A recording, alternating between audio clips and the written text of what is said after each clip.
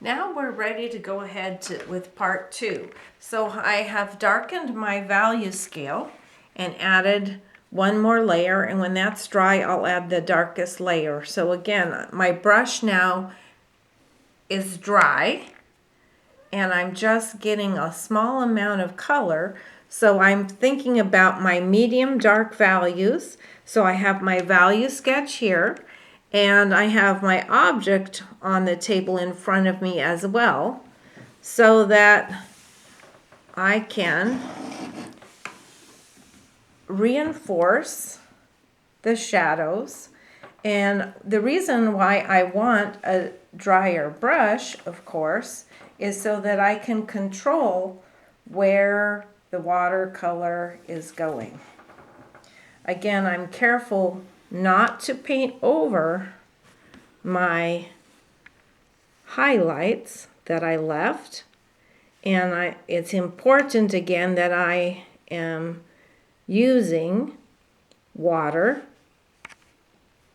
If I decide that I want a softer edge, I can just use the water from my dish where I'm rinsing my brushes and put a little clear water there, and it will become wet into wet. So what really makes the watercolor nice is if I have a combination of wet into wet and wet on dry areas. And I've pulled in a little bit of my violet into my blue so that I've changed the color of the wash just a little bit. And when we were working on our warm color watercolor, we talked about how it is important not to outline.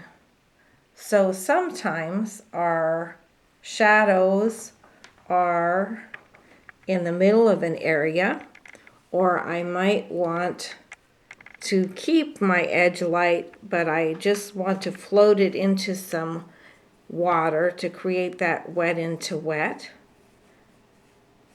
So I'm trying to give my object more form. In this case, my pepper grinder more form. So I'm looking at those darker areas and where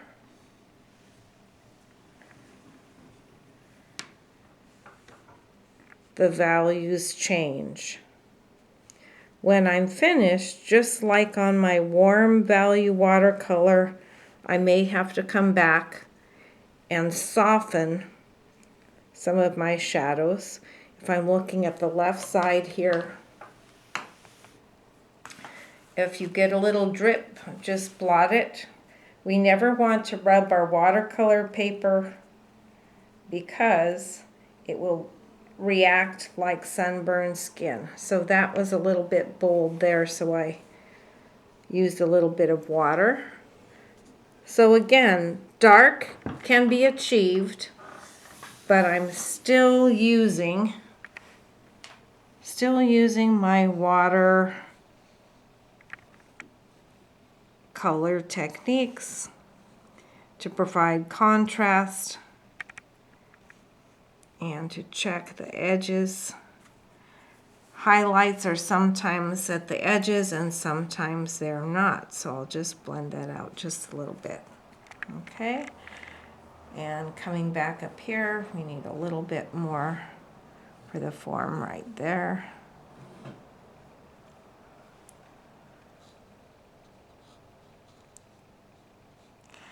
So because the watercolor is transparent, I should be able to see the values of the different layers of wash built up. Okay, and now I'm going to mix my violet and my blue.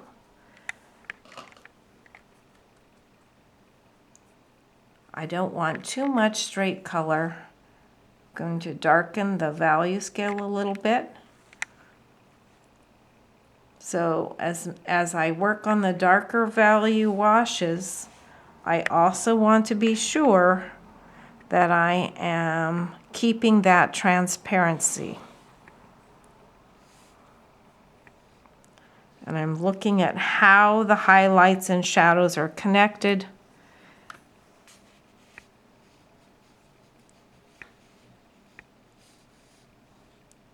Now, if I get an area darker than I wish, I can come back with clear water and soften the edge a little bit. But I can also pinch the water out of my brush and come back and lighten some of the areas.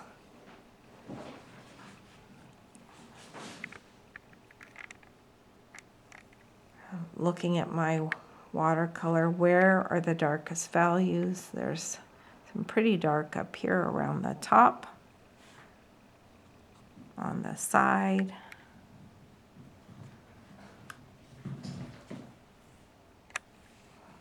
If you're having a hard time seeing the values,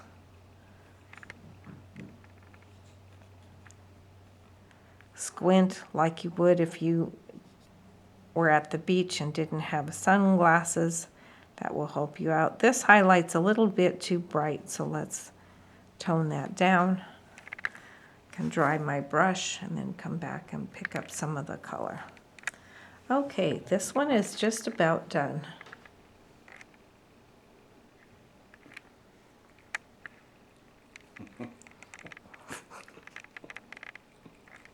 Willow, what are you doing? Drinking that dirty water. I know. So now we can compare our wet into wet and our wet on dry. Watercolor, as we talked about last time, is going to dry lighter. So when it is dry, I might need to come in and add a few little accents, but basically it's done.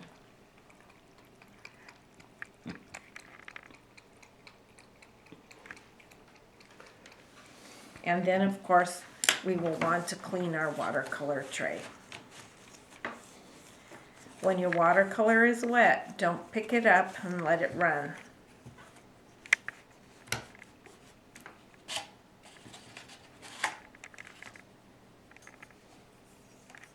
And this is due on Friday of this week.